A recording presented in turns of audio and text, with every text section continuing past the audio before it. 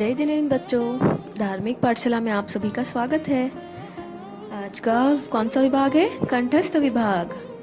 कंठस्थ विभाग में आज हम सीखेंगे तिकुते का पाठ, जिसे हम वंदना का पाठ भी कहते हैं। वंदना 3 प्रकार की है। पूछो कौन सी? जब भी हम दूर खड़े मरसा को देखते हैं तो हम क्या बोलते हैं? मथेन वंदामि। तो यह शब्द क्या कहलाता है? जगन्य वंदना। जब भी हम मथेन वंदामि के पाठ से मनसा को वंदना करते हैं तो उसे जगन्य वंदना कहते हैं। दूसरी है मध्यम वंदना।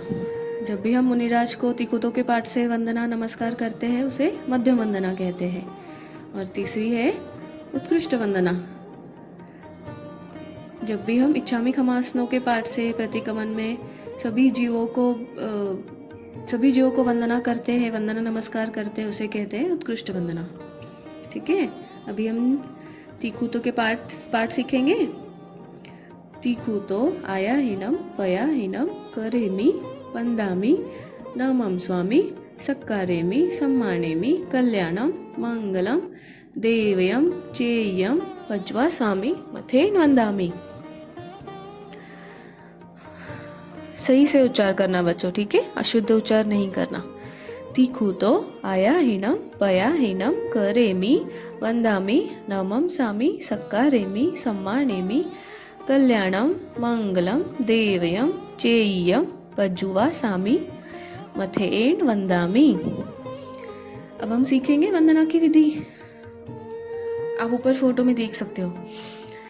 तिकुतो बोलते समय दोनों हाथ को क्या करना चाहिए? जोड़कर हमें खड़े रहना चाहिए। आयाहीनम पयाहीनम करेमि, इन तीनों शब्दों को बोलते हुए अपनी राइट साइड से जय जिनेन्द्र की पोस्चर में खड़े रहकर 3 बार सर्कल हाथ घुमाना है आपको। राइट साइड से वापस राइट साइड तक आना है। ठीक है, यह घुमाते घुमाते यह विधि आपको 3 बार करनी है। वंदामि शब्द पर दोनों घुटनों के बल नीचे बैठ जाना है। नमम स्वामी शब्द पर मस्तक नीचे झुकाकर फिर मस्तक उठाकर बाकी का पाठ बोलना है। मथेन वंदामि पर पुनः मस्तक झुकाना है। यही विधि आपको 3 बार करनी है। अभी बच्चों आप पूछोगे यह विधि 3 बार क्यों करते हैं? तो पहली वंदना मन से देते हैं, दूसरी वंदना वचन से और तीसरी वंदना काया से। ठीक है, अभी हम तिकुतो का अर्थ जानेंगे मूल सहित। तिकुतो मतलब 3 बार। देखा, तिकुतो के वर्ड में ही ती छुपा है, मतलब 3। आयाहीनम मतलब दक्षिण तरफ से, राइट साइड से। पयाहीनम मतलब प्रदक्षिणा। करेमि मतलब करता हूँ। वंदामि मतलब वंदना करता हूँ, गुणगान करता हूँ, स्तुति करता हूँ। आप कुछ भी कर सकते हो। वंदामि मतलब गुणगान करता हूँ। नमम स्वामी मतलब नमस्कार करता हूँ। सक्कारेमि मतलब सत्कार करता हूँ। देखा बच्चों, मूल में ही अर्थ उसका छुपा हुआ है।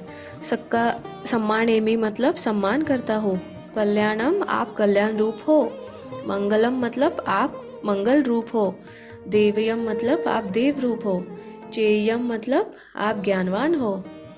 पज्वा स्वामी मतलब मैं आपकी पर्युपासना या फिर सेवा करता हूँ। मथेन मतलब मस्तक झुकाकर। वंदामि मतलब वंदना करता हूँ। यह था बच्चों तिकुतो के पाठ का मूल अर्थ सहित।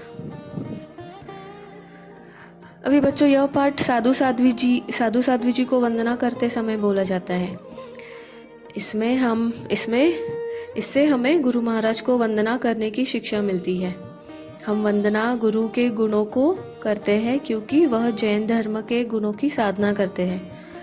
वंदना हमें विनय सिखाता है, जिससे देवता भी वश में आ सकते हैं। बच्चों, वंदना करने से अहंकार का त्याग भी होता है, नम्रता आती है, अहंकार विसर्जित होता है, विनयता आती है।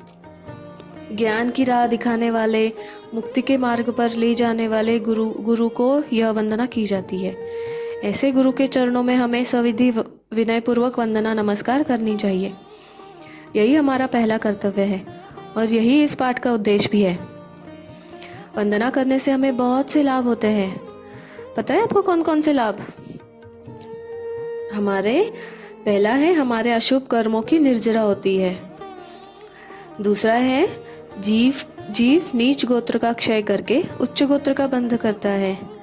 तीसरा, हमें सुख की प्राप्ति होती है। चौथा, यदि हम कोई पाठ कंठस्थ कर रहे हैं तो सबसे पहले तिखुतों के पाठ से वंदना करनी चाहिए।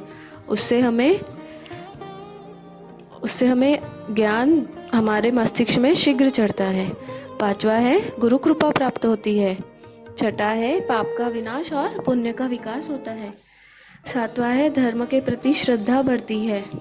आठवां है सद्गुणों का विकास होता है। हमारे अंदर जो सद्गुण छुपे हुए हैं उसका विकास होता है वंदना करने से। नौवां है जीव उत्कृष्ट सुख और ज्ञान के फल प्राप्त कर सकता है। और 10वां है जीव में विनयता का प्रसार होता है। तो बच्चों, हमें कितने सारे लाभ होते हैं देखा आपने।